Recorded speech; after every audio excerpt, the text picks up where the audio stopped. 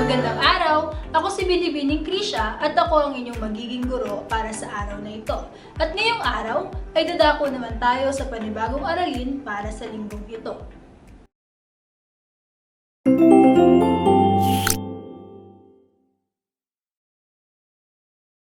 Bago tayo magsimula, balikan muna natin ang mga natutuhan mo noong nakaraang linggo.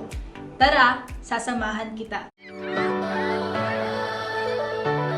Para sa ating panuto, pakinggan natin ang maikling kwentong Ang Dalawang Ipis at Isang Alupihan. Itala ang mga hinihinging datos o impormasyon sa balangkas mula sa binasang kwento.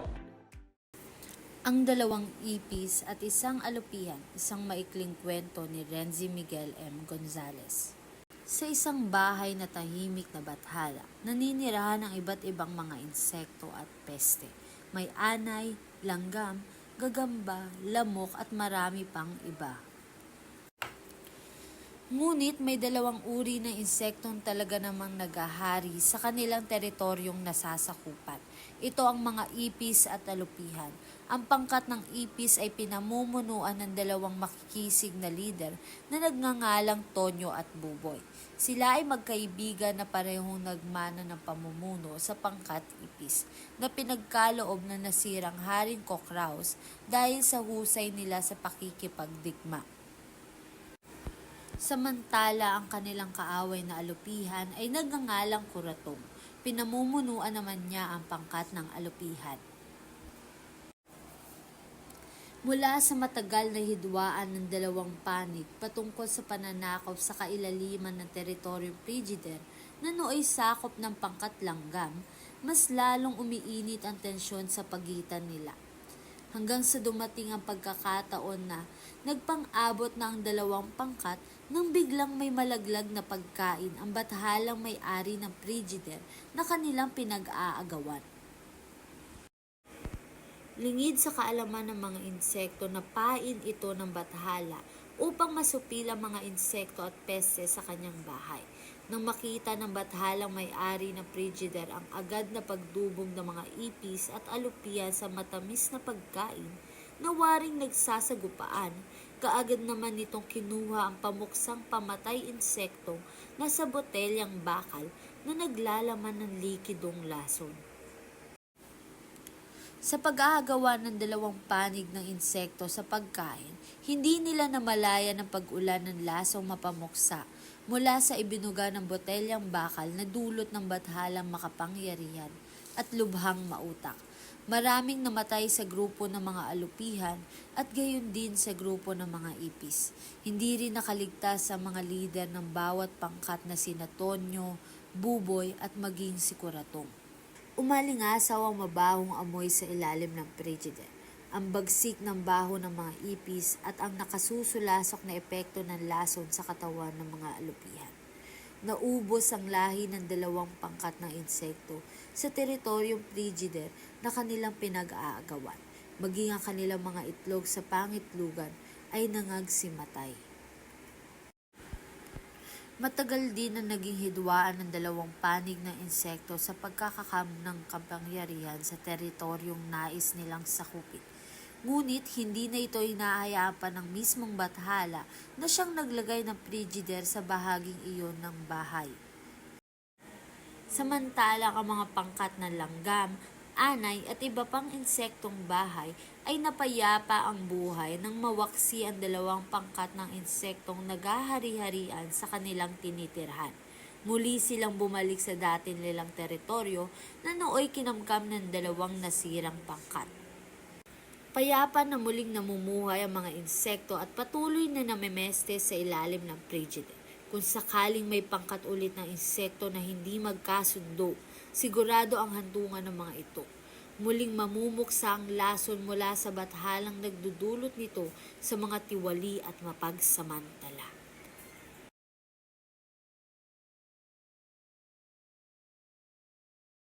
Dahil napakinggan na natin ang maikling kwento, atin namang sagutan ang mga gabay na tanong. Una, ano ang pangalan ng dalawang pinunong ipis? Ikalawa, ano ang pangalan ng pinunong alupihan? Tatlo, ano ang pinagtalunan ng dalawang panig ng insekto? Pang-apat, ano ang dahilan ng pagkamatay ng dalawang panig? At huli, ano ang sandata ng bathala? Ngayon naman, ating subukin kung gaano na ba kalawak ang nalalaman mo patungkol sa mga sanhi at bunga. Sa gawaing ito, tiyak na madaragdagan ang iyong kaalaman at kasanayan. Para sa panuto, suriin ang dalawang larawan sa ibaba. Bumuo ng 1 hanggang 2 pangungusap na nagpapaliwanag ng sanhi at bunga nito.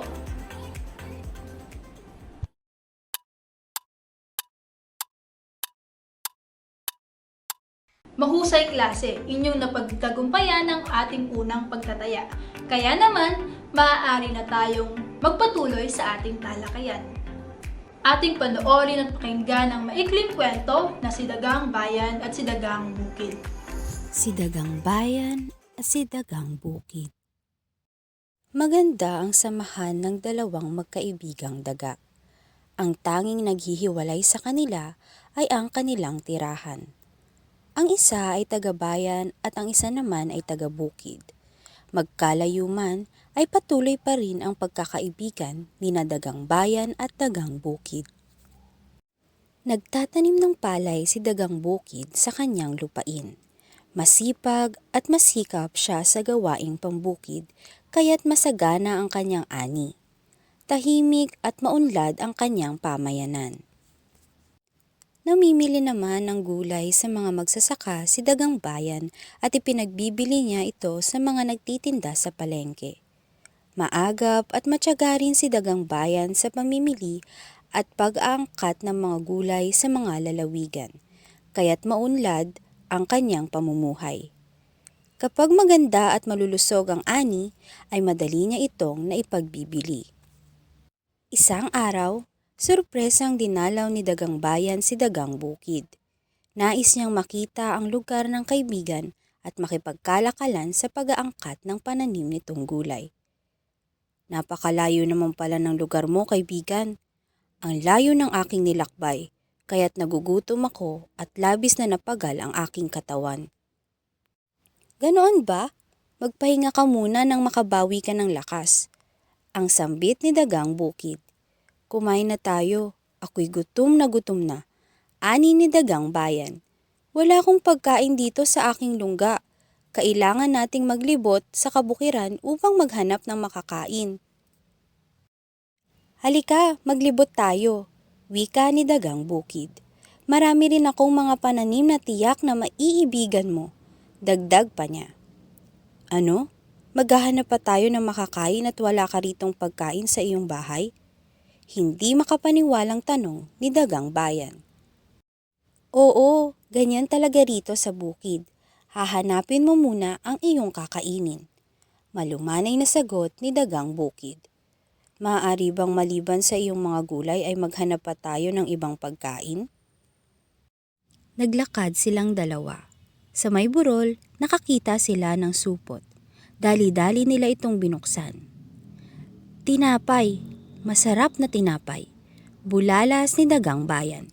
Teka, dahan-dahan lamang. Akin yan. Ako ang unang nakakita riyan. Sabi naman ni Dagang Bukid. Hinati ni Dagang Bayan ang tinapay at iniabot niya ang maliit na bahagi kay Dagang Bukid. Nako, hindi naman pantay ang pagkakahati mo. Angal ni Dagang Bukid. Oo nga bawasan natin. Sagot ni Dagang Bayan at agad niyang kinagatan ang mas malaking bahagi upang maging magkapantay ito. Nako, lumiit naman itong isa. Muling angal ni Dagang Bukid. Agad-agad ay kinagatan naman ni Dagang Bayan ang kabilang bahagi ng tinapay. Nako, lumiit ng pareho. Himutok ni Dagang Bukid. Ay nako, para walang problema, akin na lamang lahat ito. Maghanap tayong muli ng pagkain. Ang susunod nating makikita ay sa iyo naman. Wika ni Dagang Bayan. Walang kaabog-abog na kinain niya nang kinain ang lahat ng tinapay. Dito nakita ni Dagang Bukid ang tunay na ugali ng minamahal na kaibigan. Magkakaroon pa naman sana sila ng kasunduan tungkol sa mga produktong pambukid na maaaring maiangkat para sa negosyo ni Dagang Bayan sa Kamaynilaan. Niloloko mo yata ako. Paano kung wala na tayong makitang pagkain? Pagalit niyang wika kay Dagang Bayan. Dahil dito, nagtalo ang magkaibigang daga at ang kanilang pagkakaibigan ay tuluyang natuldukan. Kung pinahalagahan lamang sana nila ang pagkakaibigan at magandang samahan, magkakaroon sana ng pagkakataong higit na uunlad ang kani-kanilang pamayanan.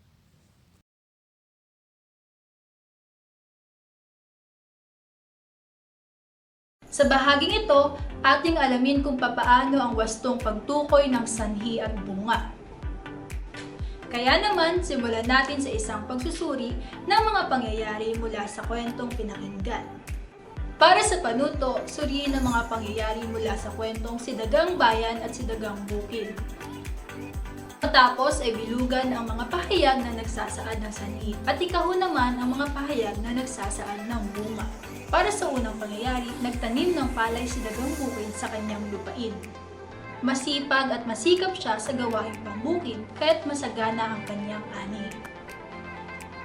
Para sa pangalawang pangyayari, maagap at matyagain si Dagang Bayan sa pamimili at pag-aangkat ng mga gulay sa lalawigan kaya't maunlad ang kanyang pamumuhay. Mahusay! Ang mga pangyayari sa itaas ay kakikitaan ng sanhi at bunga. Ang mga bahagi ng pangyayari na iyong binulugan ay tinatawag na sanhi. Ngunit, ano nga ba ang sanhi? Ito ay tumutukoy sa pinagmulan o dahilan ng mga pangyayari. Samantala, ang mga bahagi naman ng pangyayari na iyong hinahon ay tinatawag nating bunga.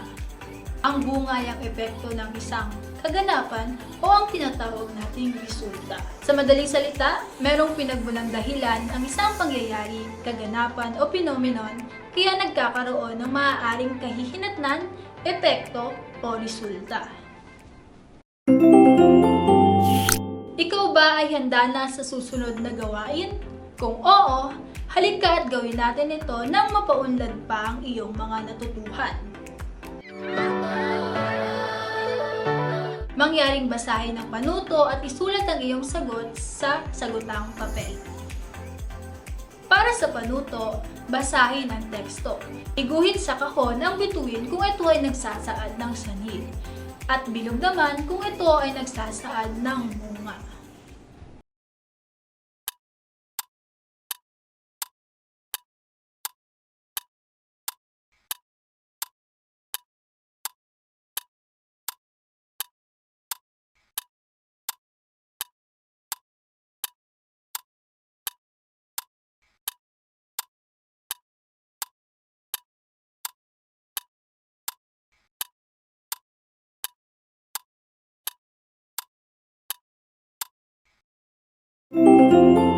Para naman sa panuto ng susunod na gawain, sagutin ang mga sumusunod na tanong sa ibaba. Isulat ang iyong sagot sa sagutang papel.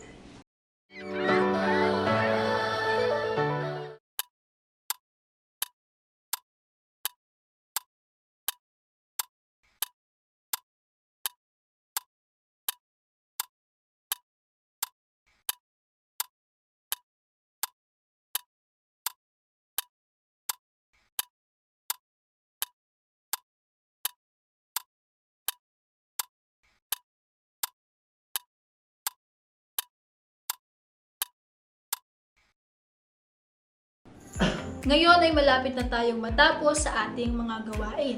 Para sa panuto, suriin ang mga sanhi sa ibaba.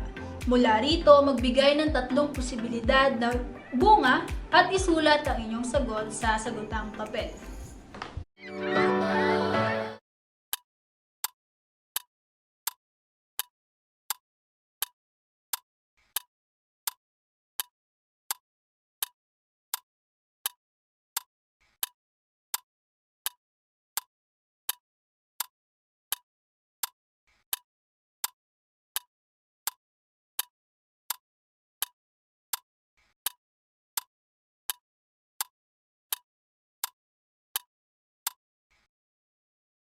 Ngayon ay binabati kita at malapit mo nang matapos ang aralin sa linggong ito.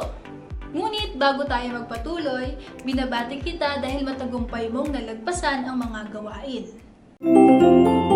Ngunit bago natin tapusin ang ating aralin, mukhang may nais na kumausap sa iyo.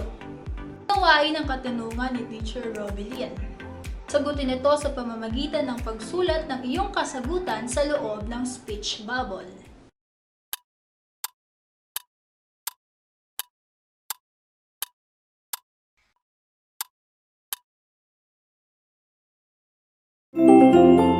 Para sa pagtatapos ng ating aralin para sa araw na ito, piliin ang titik ng tamang sagot at isulat ang iyong sagot sa iyong sagotang papel.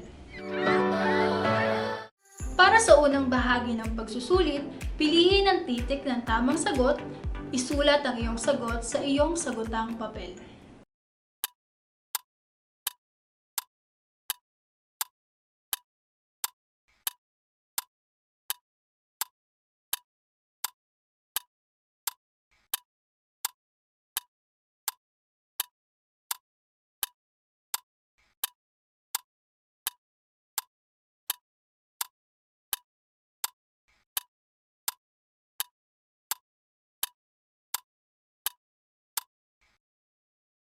Para naman sa ikalawang bahagi ng ating pagsusulit, suriin ang mga paksa sa ibaba. Matapos ay tukuyin ang kaugnay na sanhi at bunga, isulat ang iyong sagot sa iyong sagotang papel.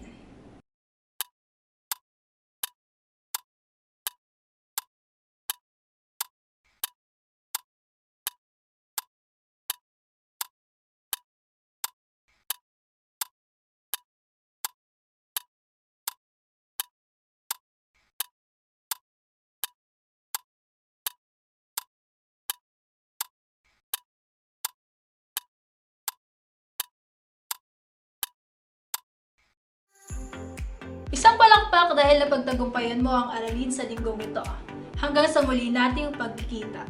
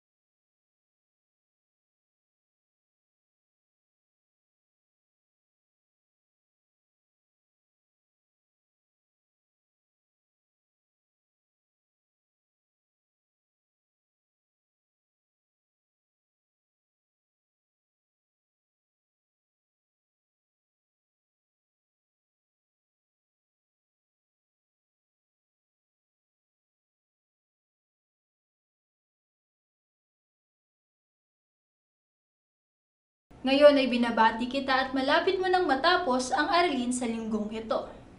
Ngunit,